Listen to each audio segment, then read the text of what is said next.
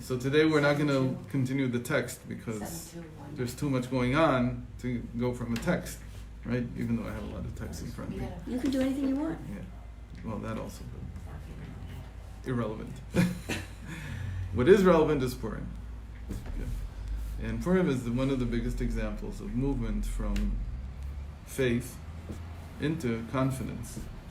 And we talked a lot about the fact that Purim is about passive confidence, but today, specifically today, the fast day is the day that they actually fought. When we fast, even though we call it Tanit Estel, it's not really the day that Esther went before Achashverosh. It's not the 3-day fast that they had. There was something else. It was in Nisan, the year before. Right? Her Seuda with Achashverosh was the second night of Pesach. And she came to Achashverosh the day after Pesach. And that night they had the first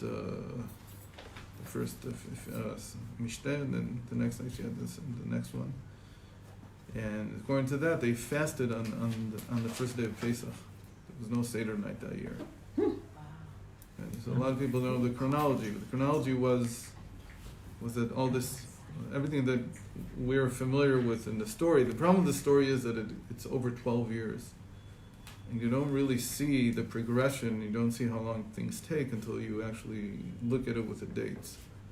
So it's probably a good idea to go over it with the dates once, to see when things happened.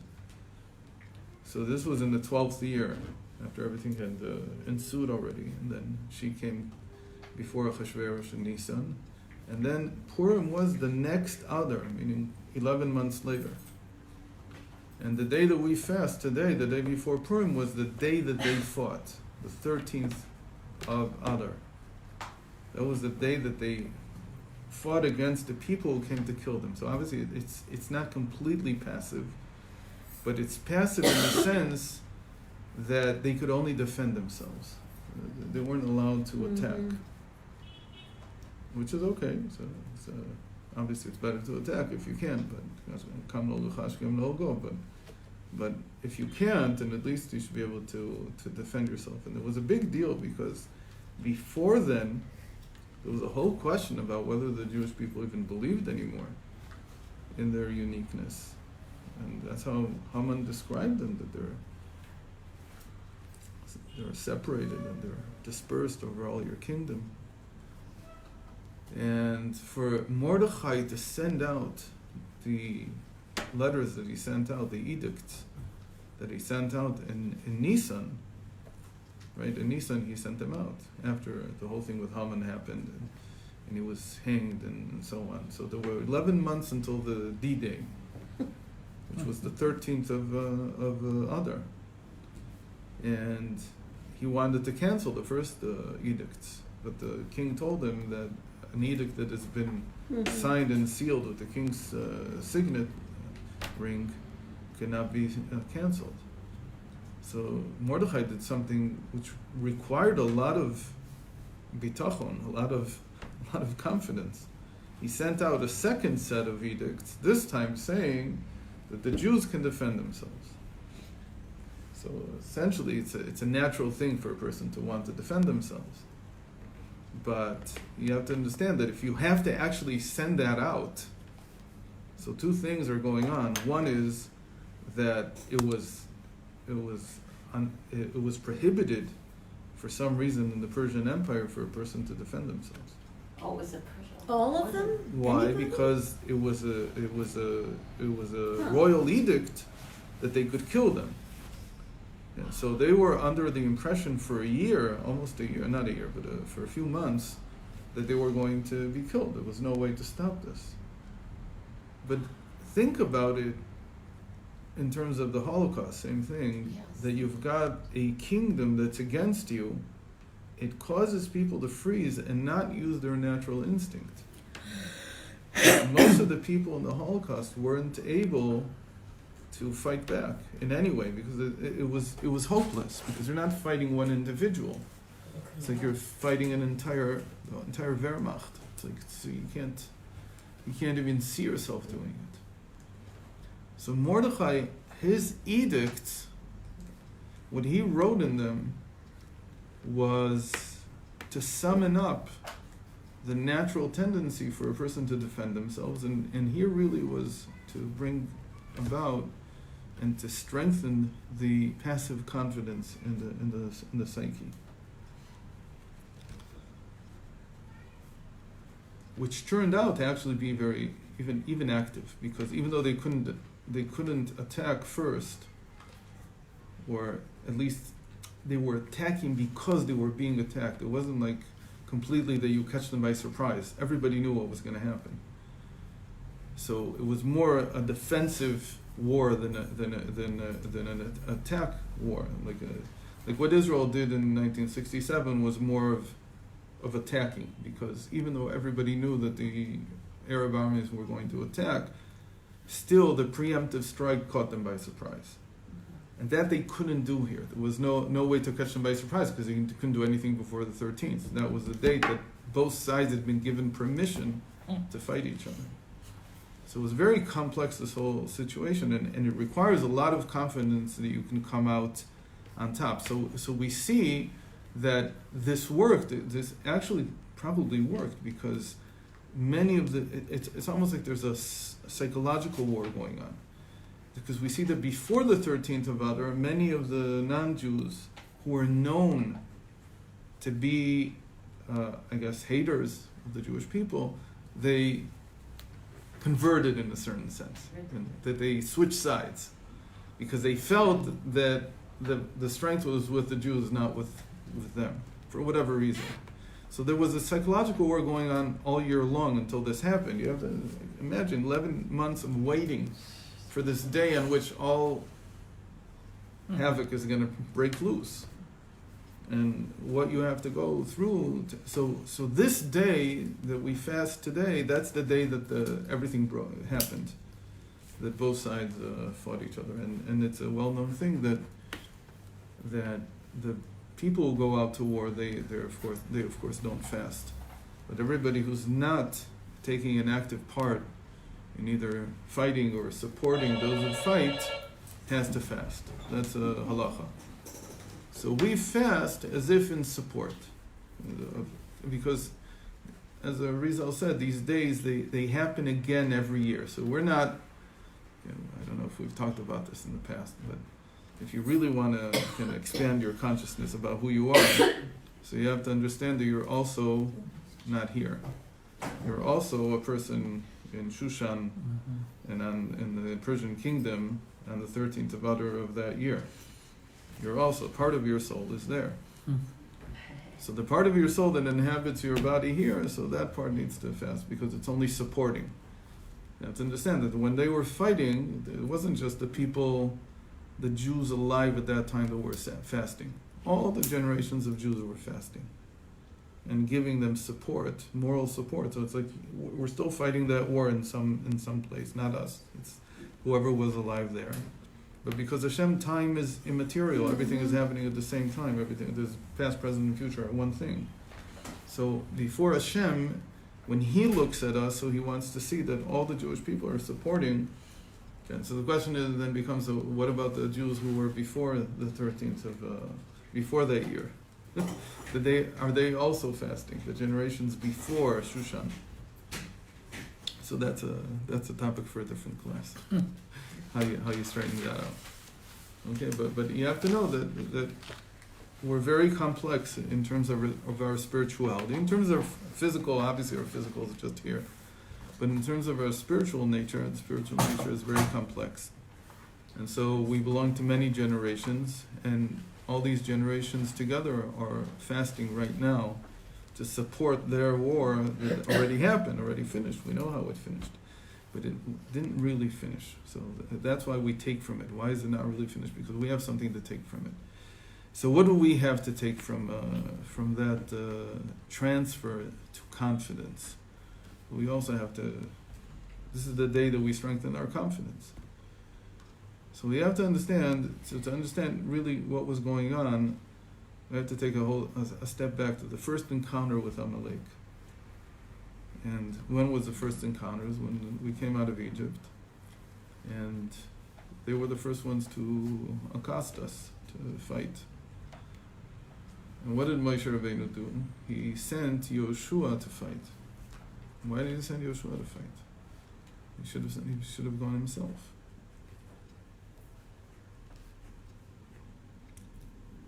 He's not a fighter. Why not? Of course he is.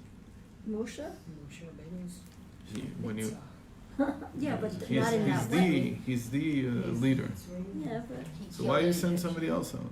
So the reason he said is because I have to go up to the top of the hill and lift my Correct. hands up, and my hands will be faith. So he already there divided the world, if you want, the psyche into two. He said there's faith and confidence. Yoshua, he's the one who's going to be acting with confidence. Because confidence, like we explain all the time, is that you have to act. And faith is that everything will be okay because Hashem knows what He wants to do. Everything is in Hashem's hands. But confidence is everything is in my hands.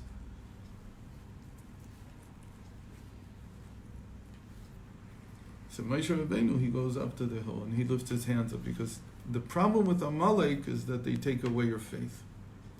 So Moshe Rabbeinu says that there's a two-front war here. The real war, the essence of the war is about faith. But this is an opportunity, really, for Yoshua, who's going to, and here he has a premonition, let's say, that he's the one who's going to be the leader. Maybe Moshe Rabbeinu thought he would be there too, but he thought he would be the one leading the army across the Jordan. He would be the one conquering the land of Israel. So he has to learn about confidence. So this is the two things going on. One is that I have to return the faith. I have to bring back faith. I have to fight what Amalek really battles against. And Yoshua can use the opportunity to learn how to have confidence. Because he's the one who will be the actual leader of the army, the captain of the entire army that will lead everybody. So the amazing thing is that how does the Torah describe that Moshe Rabbeinu went? What did he do up there? He lifted his hands, and it says Vayhi yadav emuna ad bo hashamesh, that his hands were faith. The hands were faith. What hand is he talking about? So apparently he lifted his arms up. There's a lot in Chassidus about that. You can lift your arms 3 levels above your head. Meaning that when I do this, okay, this high, so my arms are 3 levels, 3 spans of my head. 1, 2, 3. So those are the 3 heads in the crown. That's how it's described.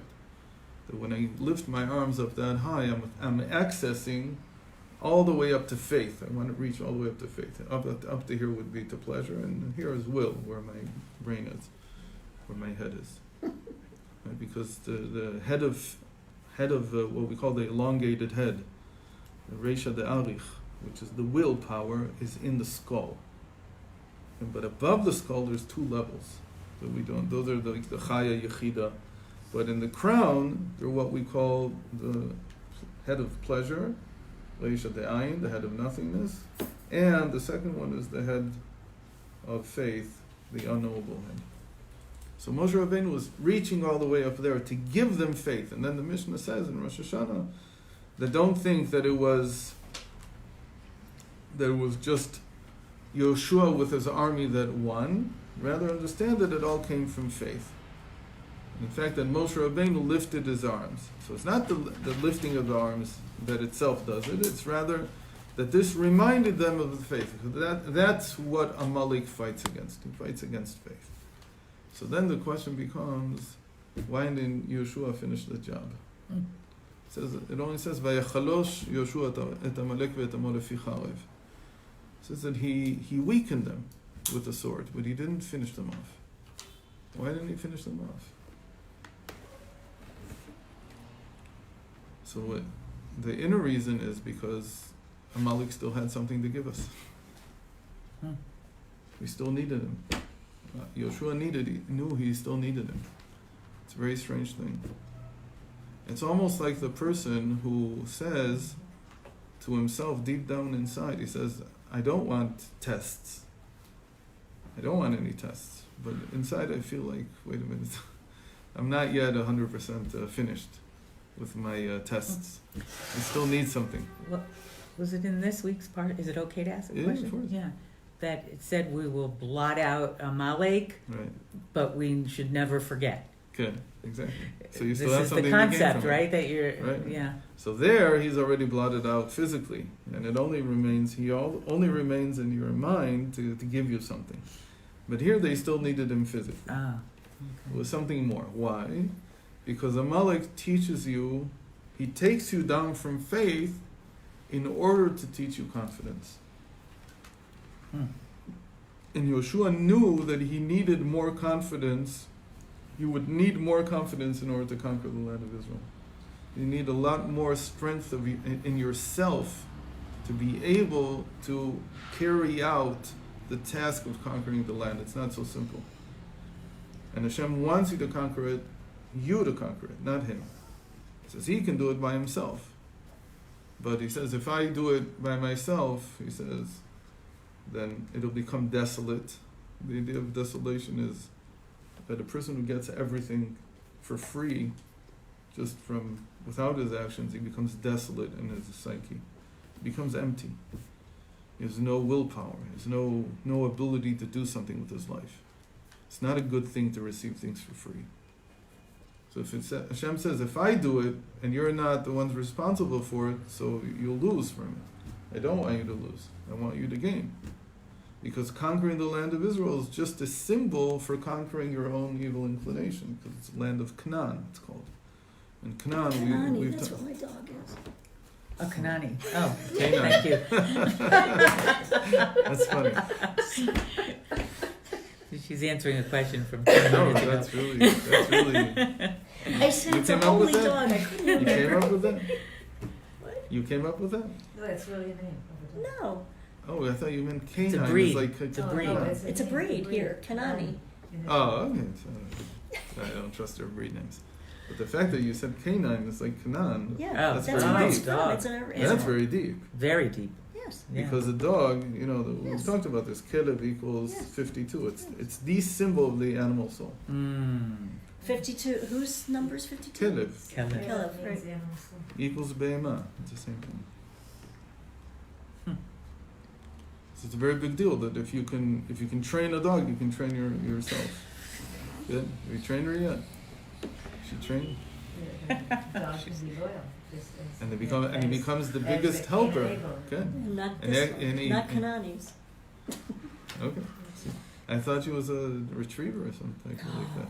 No, she's like an Israeli hybrid of some type. That's why they call it The Kanani. old Bedouin dogs. So anyway, so canine, that's very, very interesting. Cynic comes from canine. We talked about it in the past. That the cynics were canines. So actually cynics were considered to be not so negative. A lot of them converted, a lot of them become Jewish. So the most famous cynic is Marcus Aurelius. And he's considered to be one of the deepest thinkers in Rome. There weren't very many philosophers in Rome in general because they were very practical people. They weren't like the Greeks. They weren't thinking too much. But Marcus Aurelius, and I've told you in the past, he's my candidate for being the emperor or the head leader of there's a name for it, a pilate in Eretz Yisrael in the time of Rabbi Yehuda Nasi. What is it called? Anyway, he's my candidate. I'm not sure if it's true or not. Of all there's a number of Roman emperors that are a candidate. Nobody knows for sure who it was. It was Rabbi Yehuda Nasi's good friend. And anyways, getting back to this. So to conquer the land of Israel is really a practical example of what it means to conquer. Each person needs to conquer his animal soul. And there are 7 nations that were here, and the same way that there are 7 faculties to the animal soul and the heart. And I think we even talked about the correspondence and how they correspond. The one that's very important for us is prizi. Prizi, the ones that were living without walls. Why were they living without walls? Their cities didn't have walls. Why? Because they were very confident. They had a lot of confidence. So they correspond to Netzach. They're the main ones of Purim. They. Who's they? The Prizim, they're called. But One of the 7 Canaanite nations. And of the 7, they correspond to Netzach, to Bitachon. Because they lived without walls, because they had tremendous confidence in themselves. Anyway, so going back to this whole story. So Moshe goes up to this hill, and he lifts his hands, and he restores the faith. But at the same time, Yoshua takes advantage, or Yoshua is sent by Moshe Rabbeinu to take advantage of the fact that there is a war now, and that the people have lost faith, and that losing faith is not necessarily all bad. You can use it to your advantage. Meaning, if Amalek comes and ruins your faith, then it's a sign that you have to go down into confidence. You have to move from faith into confidence. We always have described it as a planned process. That from faith I come to confidence. And I use faith in order to come to confidence. Here, the description is more of yiridat tzorech aliyah, of falling down in order to rise up. And the way that you rise up here is that you gain confidence that you didn't have before. Meaning there was something wrong in the beginning with your faith, because faith is supposed to transform into confidence. So there was something wrong with it that it wasn't transforming. But if you've already fallen from faith, then the first story of Amalek teaches us that what you need to do is, if you weren't able to do it by faith, you have to do it by confidence. Now again, if you weren't able to leave it as a word to Hashem, and to see things happening through faith, then you have to take the responsibility for yourself. But it's because you fell down, you weren't able to hold that level of faith and transform it into natural confidence. It had to come as a test, as a descent for the sake of ascent. So Vayhi Yadav Emunah, so his hands were faith. So obviously he's talking about that Moshe Rabbeinu is restoring faith. But those 3 words, they equal Netzachod, 163. We haven't talked about these numbers yet. It's very important to know them. Vayhi Yadav Emunah, his hands were faith, or became faith, and that's equal to Netzachod, the 2 sfirot that are active confidence and passive confidence. So by doing that, it's true that he's restoring faith, but he's also allowing Yoshua to gain confidence, the 2 types of confidence that are needed, Netzachod.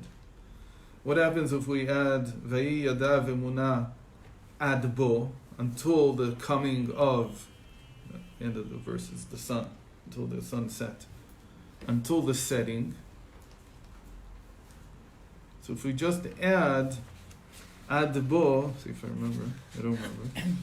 So that's equal to Amalek already, 240. So there, he's until the setting is like that he combats with these 5 words. He combats Amalek himself. But then the last word, Hashemish,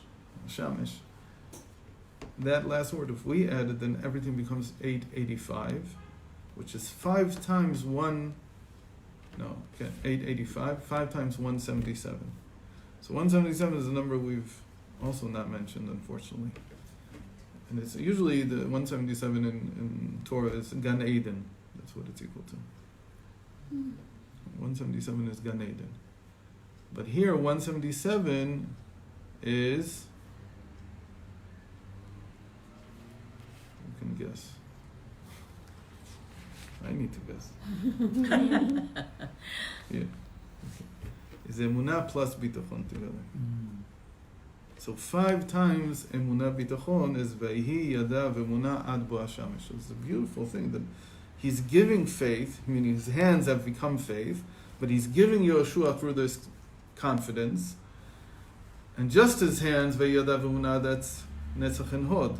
Vayhi Yadav Emunah Ad Bo is Amalek, it's what he's fighting. V'yadav emunah ad bo hashemesh is 5 times faith and confidence. So all this together is just impress upon us how strong it is what Moshe Rabbeinu was doing. And he's the one who's fasting, right? Yeshua, he's like us, he's fasting. Because in the time of war, like we said, the halacha is that whoever is not actively involved in the war, so he has to fast. So he's not actively involved. So he fasted. So this, what we're doing now is Vayhi Adav Emunah Bo Hashemesh, until the setting of the sun. From the morning until the sun sets, we're all we are is faith. But it's not just faith, because here it is, it's also Netzach Erod, and it's also against Amalek, and it's also 5 times faith and confidence. So this is a beautiful, just a beautiful way to start thinking about what we do on Purim, and what we do the day before. Let's take this a little bit further. So, where do we see that when there's no faith, you gain confidence? Apart from this story, there's a famous story from Reb Pinchas of Koretz. Reb Pinchas was a student of the Baal Shem Tov, so he used to say that everything that Hashem created in the world is for a purpose. So what's the purpose of disbelief? What's the purpose of not believing? When a person is an apikoros, he's a kufer, he doesn't believe in Hashem. Obviously, people have that feeling. It's not something that you can just say it's a mistake, it's here. So why did Hashem create that? And every person in his life, he has certain moments that he doesn't believe, like here, that they were weak in faith, and so Amalek came in and hurt them. So we said that.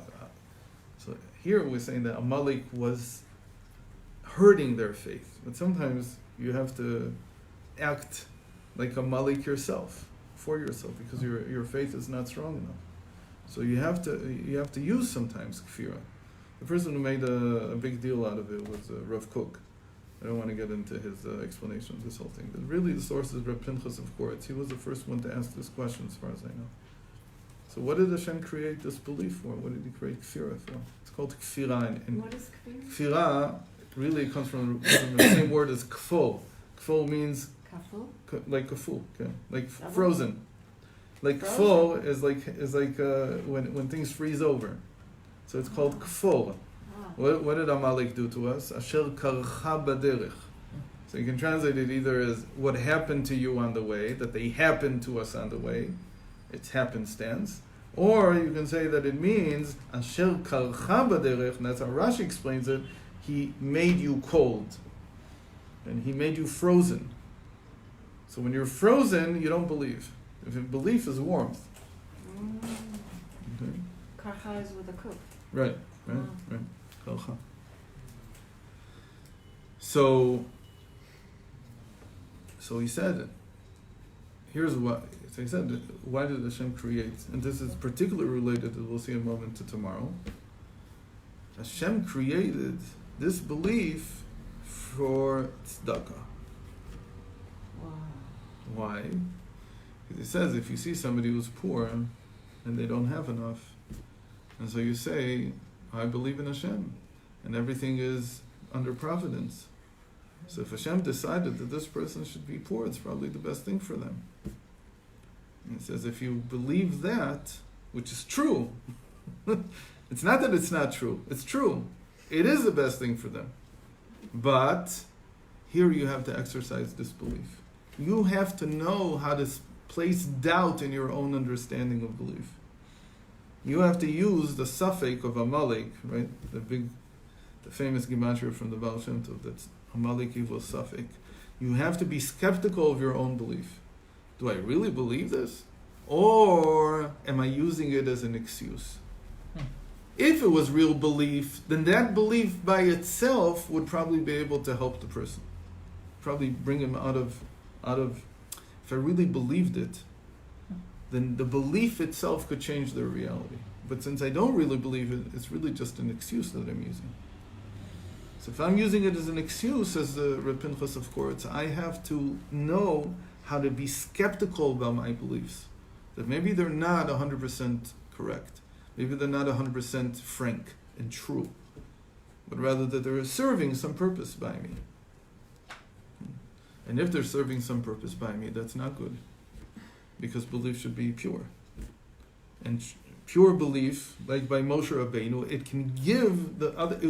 If I had true belief, it would be like me giving that person the confidence that he can get out of his situation. That itself would be giving them. My hands would become like emunah. One of the questions is that we just started yesterday, Maseches Shabbos in Daf Yomi. So one of the questions that's asked there is why does the first Mishnah give such detail? It doesn't give all 16 cases, but it gives 8 out of the 16. Such detail for the rich person giving with his hand into the hand of a poor person. It gives 8 of the 16 different possibilities of what happens, and which ones are mutar on Shabbos and which ones are asur. All of them are asur. It's just which one involves both sides. Both sides did something wrong, or not both sides did something wrong. Because it's a big deal. It's that just by how you give somebody something, and if I have true faith that what you have now is good for you, and it's true faith, it's not just, and I still give you something, that will be like giving you everything you need in order to build yourself up again. In one act of tzedakah, I can build you up again. But that's if I have true faith. But usually what I do is, I don't have true faith. I only believe a little. Or I'm using the belief as a way of explaining to myself and making it okay for me just to give you a little. But if I was really with faith that what you're going through is good for you, then by even giving you a shekel, that's how the Baal Shem Tov people things. A lot of times he just gave a person 1 ruble. He said, and that ruble became the source of tremendous wealth in the end. It's not that the ruble bought more than a ruble's worth, but it turned out that what they bought that became like an avalanche of dealings afterwards that brought them wealth. So he says Pinchas, of course, that my faith, I have to doubt it whether it's really true. And if it's not true, so it's up to me now to provide. It's not Hashem's providence means to provide. So it's even though it's under hashgacha, which in English is providence, Hashem's not going to provide. He's waiting for me to provide. If I had true faith, then it would be enough. But since I don't have true faith, I have to go out of my way now to really support this person. So why is this especially related to Purim? It's a big question. It's asked everywhere. How is matanot le'evyonim, how is charity to the poor, or presents for the poor, different than the tzedakah you have to give all year long? Why is there a special mitzvah? How is it different? So it's different in a number of ways. First of all, and the rest of the year, if somebody comes to you and asks for tzedakah, you have to give them. If they fill certain requirements. You don't have to give to everybody. You have to know that they really need it. But on Purim, first of all, you have to go out and seek people. They don't have to come to you. And secondly, you don't, or you're not supposed to ask and try to figure out whether they really need or not. Chazal call it, the sages call it, Kol HaPoshet Yad Notnim Lo. Anybody who outstretches his hand, you give them. And you don't ask questions. And so that's why Purim is in America, I don't know, in Israel hasn't really caught on yet, but it will catch on eventually. In America and Canada, the biggest day for collecting money is Purim. Because, I've gone to do it myself, and you know, the Gvirim sit with their checkbooks, and everybody gets either 180 or 360 or whatever it is, but it's like incredible amounts. And you don't ask any questions. No questions, whoever comes. So the yeshiva baruchim, they're very smart, so they come one by one. So the yeshiva can keep itself for a year, just not for 2 or 3 months. just from each yeshiva baruch comes. So they have hours and they play all kinds of tricks. So then they're not home or whatever. but in principle, that's how it works. Why? Because this is the day of confidence. That you have to be skeptical. We're using Amalek to be skeptical of our faith the rest of the year. Maybe I don't really believe that what other people have is what they really need. Maybe I'm just saying that to myself so that I don't have to support them. And on Purim, Amalek, we need him in order to fall, in this case it's to fall, into confidence that it's only up to me. It's not up to Hashem, it's up to me. And Chazal caught that, they captured that in the mitzvah of Matanot Le'Evyonim. It's a very deep thing. So it's two hints to this. So that's Reb Pinchas of Koretz. He says that you need kfira in order to give tzedakah.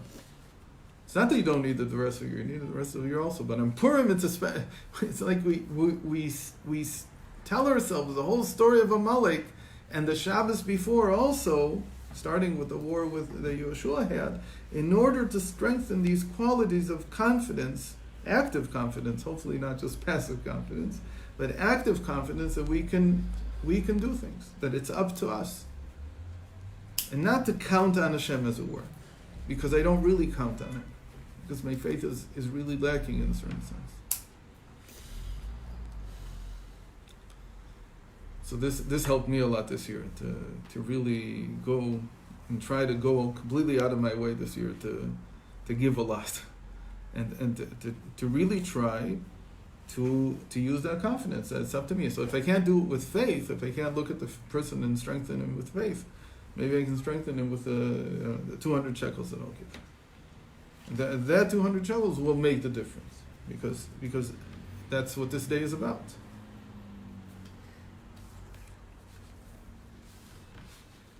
Is this just like on a level of tzedakah? Like what about like the things that, like in davening? Like how is that different? Like the tefillah that... So davening we have passive confidence. Al Anisim is a passive confidence. Al Anisim with Chanukah we talked about it, that's more active confidence. Because there they actually went out and they started the war. Meaning they did what they wanted. They didn't wait for permission. So there it was about active confidence. In Purim it's more about passive confidence. We added also to the davening. Does this change the way a person davens from beginning to end? It's a good question. But you'd also say about the same thing about Matanot Levanim. It's just tzedakah in the end. Why is it different than all the tzedakah they give all year long? So the little bit of difference, those two things, that I need to go search for two people, and I need to not worry about whether they need it or not. It's about my confidence that I can help everybody. That apparently changes the whole picture. But isn't there a confidence that whatever we daven for, like it's not just whatever, but whatever we daven for, it will be fulfilled? There isn't something a difference in the tefillah? There's two different types of things. If it's a bracha, the bracha says, Baruch atah Hashem.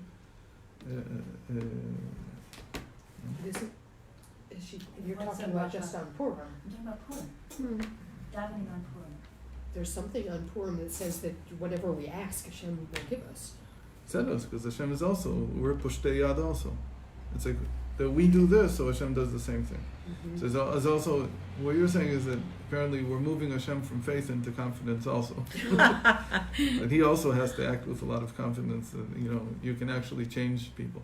Because usually when Hashem does something, we know it has an effect, but it's temporary. It's not nice to say, but Hashem gives you something, and for a while you're good. Mm-hmm. And then you fall back into who doesn't know that. So Hashem also needs the strengthening apparently with this, that you can actually change things. Maybe if you give me this time, then now I'll really change. I'll really be different. This time it'll be different. Okay, so that's what you meant. So. Finish the sentence. We need Amalek because. Okay, so it's like Yeshua didn't get rid of him completely, and we never fully get rid of him, because even if we got rid of him physically, we still remember him every year.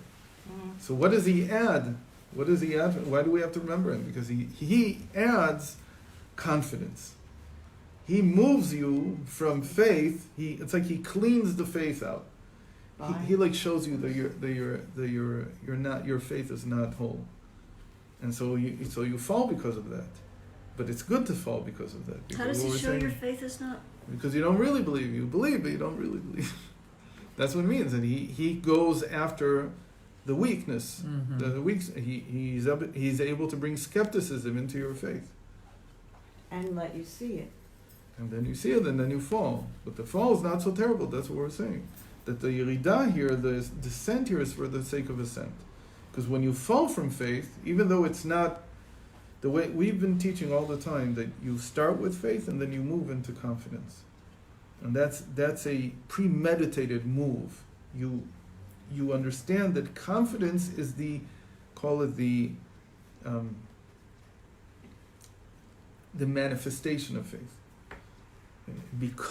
Faith becomes confidence. That's the last few classes were about the Baal Shem Tov statement, le'amin bebitachon, to believe in confidence, to move from belief into confidence. But that's premeditated. Here we're saying that what Amalek does is he causes you to fall. It's not premeditated. It's just a fall because you didn't really believe fully. That you were weak and you were tired and you weren't God-fearing yet. To be God-fearing is to be with faith. So is that why Moshe sent Yehoshua? Right, that's what we said. That Yehoshua could benefit from this by learning confidence, because he needed to have that confidence later when he came into Eretz Yisrael. Okay? But this also explains two things that everybody always asks every year. Why is there no Hashem in the Megillah? And why is there no Moshe Rabbeinu in the Shabbos before V'atat Tetzaveh? Usually the Shabbos before Purim is V'atat Tetzaveh. Not every year, because in a leap year, in an incalcated year, which is the right word, incalcated, because you add another month, so it's not really a leap. Leap is from the Gregorian calendar, that they leap over a day. Here, we add a month. It's the real word is incalcation. So, in a year that has 13 months, it's not Tetzaveh that's before Purim.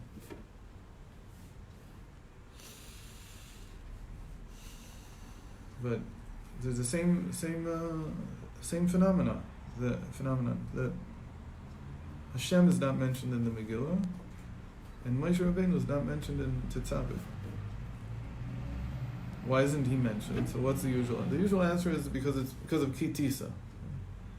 It's like backwards thinking. Because in a few days he's going to say V'im lo mecheni na b'sifrecha. Because he's going to say to Hashem, if you're not willing to forgive them for the sin of the golden calf, strike my name out of your book. So because of that, in the parsha before, Hashem already did it. So he can't use it. Because it already did. Settle. That's one way of thinking about it. But the simple way of thinking about it is that Moshe Rabbeinu is like when he goes up to the hill, he's not in the war. It's like he has to take a step back for us to build confidence. Even though he himself is confidence, he's Netzach. But we said that Moshe Rabbeinu himself goes through a process of becoming Netzach. It's not the moment he was born, he was confidence. In fact, he's always faith. He's not really associated with confidence. Only at the very end of his life. When's the end of his life? When Hashem says to him, "V'ata ilachem, tzei ilachem b'Midyan, v'achal te'asef el amecha." That you now go to war with Midian, and then you will pass from the world. That's only when he really reached the full confidence, when he became Netzach. That the last act that he does is victory.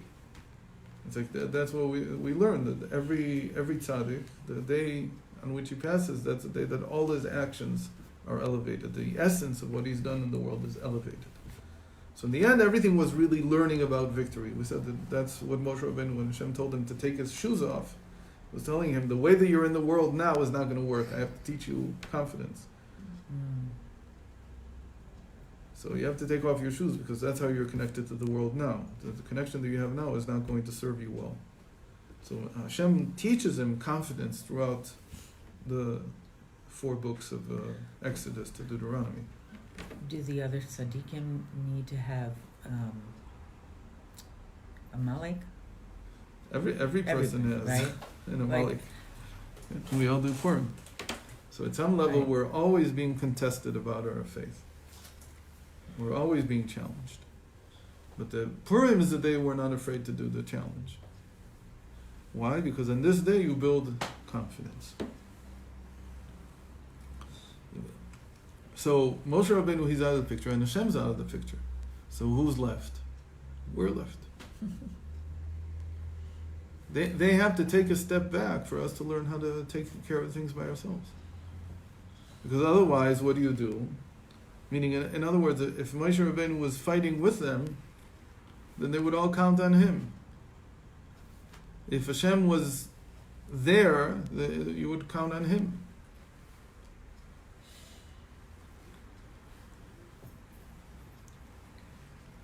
This thing goes very, very deep. It's not just in the Medrash, it becomes one of the staples of the Medrash in Tetzaveh. The Medrash goes in this direction. The Medrash is not the way that we say that because he said Mecheini nami sifrecha, because he said strike me out, blot me out of your book.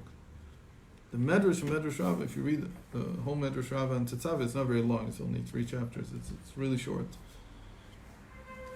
Everything is going in the direction that Hashem is saying to Moshe Rabbeinu, I gave you the Torah to run the world. That's what he... And when I gave you the Torah, I elevated you to the state that's above being called Moshe. Meaning that you're just called Ata, you. You're above your personal existence already. And we said this many times. If you have Torah, you have everything. You can elevate above your personal situation. Torah is the other meaning of Netzach, which is it's eternal. That's really what we mean when we say that Moshe Rabbeinu is Netzach. When we say that he's Netzach his whole life, we mean that all his actions, everything that Moshe does is Nitzchi, that the Medrash says. The Chazal say in the Gemara. That Kol Ma'asei Adav Shel Moshe Nitzchim. They explain it that that's the reason why Moshe Rabbeinu couldn't come into Eretz Yisrael and build the temple, because if he would have built the Beis HaMikdash, Hashem couldn't destroy it. He couldn't have taken out his anger, and we couldn't go out to exile. He would just have annihilated us. That's exactly the same story as Mecheini nami sifrecha. That's the side. And then Moshe Rabbeinu says, it's like Hashem saying to him, you I have to keep, because you're eternal. But the Jewish people, I'll get rid of them. I'll restart from you.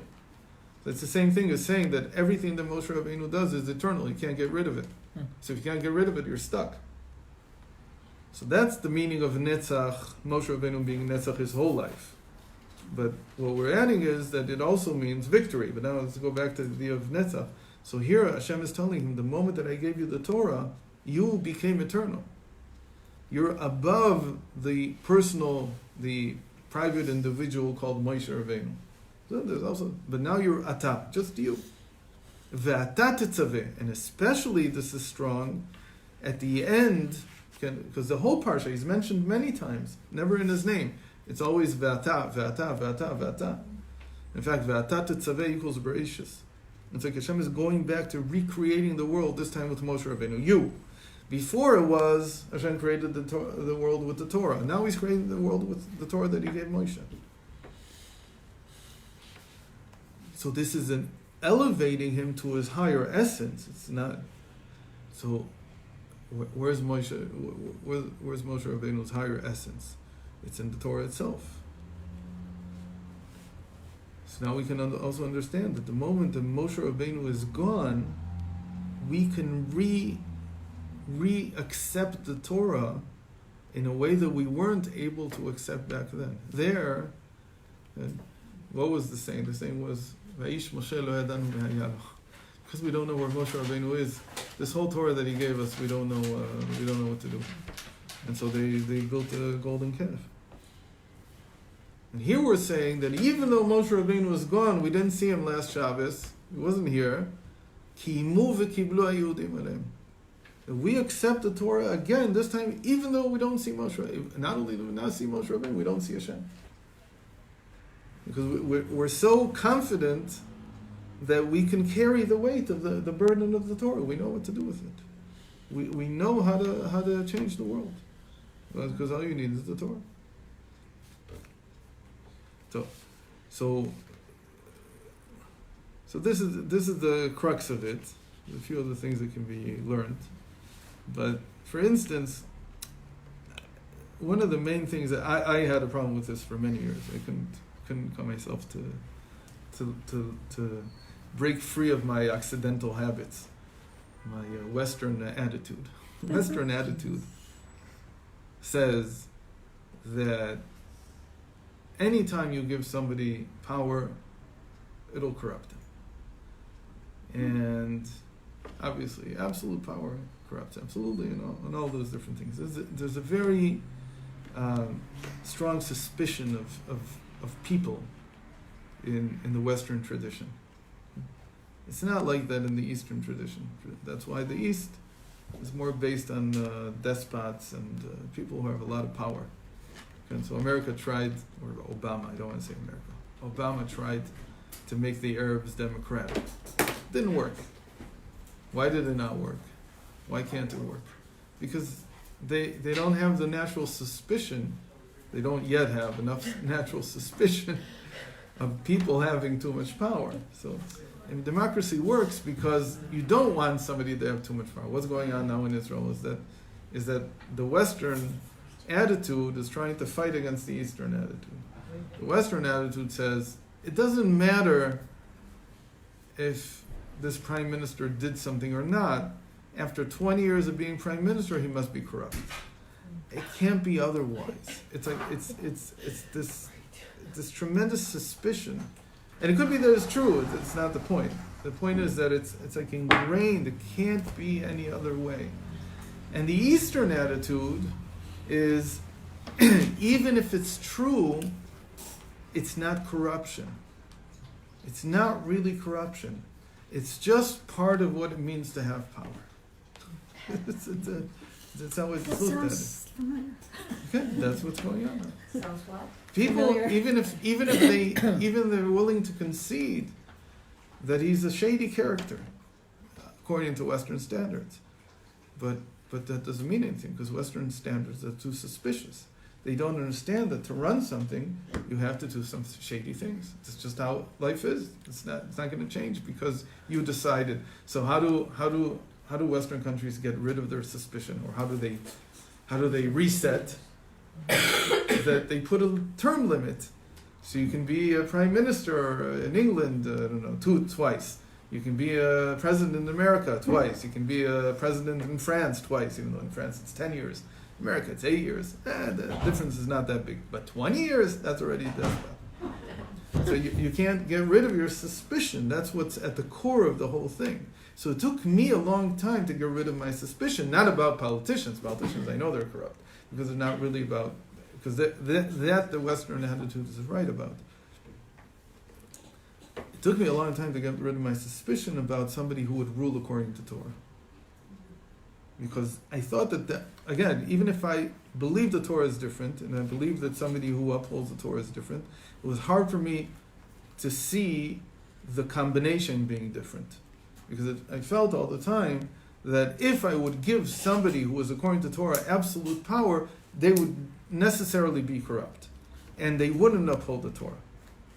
But the Medrash here, the Medrash on Tetzaveh, which is but there's also translations of the Medrash our school put out. And it's one of the most important books for a regular Jew, for any Jew to read before Talmud, is the Medrash Rabbah, just to read it and to learn. It's also very interesting. So if you read about V'atat Tetzaveh in the Medrash, you'll see that it's all about Hashem, and this is what Chassidus took out of it, that Hashem gave Moshe Rabbeinu, he gave him absolute power because he had given him the Torah.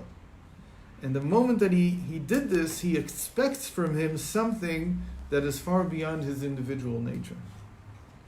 And So in most cases, that's what Moshe did. He went far beyond his individual nature. But that's the core here. That's exactly what confidence is. Because if your confidence is in that myself as an individual should have self-confidence, so that corrupts. Real confidence is when I feel what? That I'm acting on behalf of the mission that I was given in this world. That it's beyond my nature, beyond my individuality. So it's actually like saying Ve'ata, here we're sweetening it already.